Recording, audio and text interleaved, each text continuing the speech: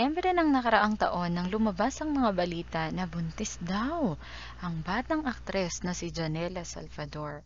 Ngunit, lumipas man ang mga isyong ito ay walang naging kumpirmasyon ang dalaga maging ang panig nito tungkol sa isyu.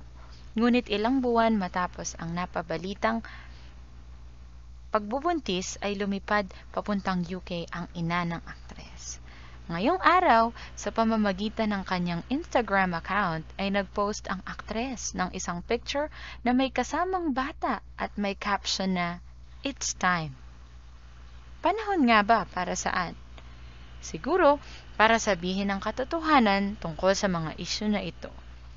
Sa account naman ng boyfriend ni Janela na si Marcos ay nakapost ang daliri nito na may kasamang maliliit na kamay ng isang sanggol. Ang revelasyon ay hinayag ni Janela sa kanyang bagong YouTube account.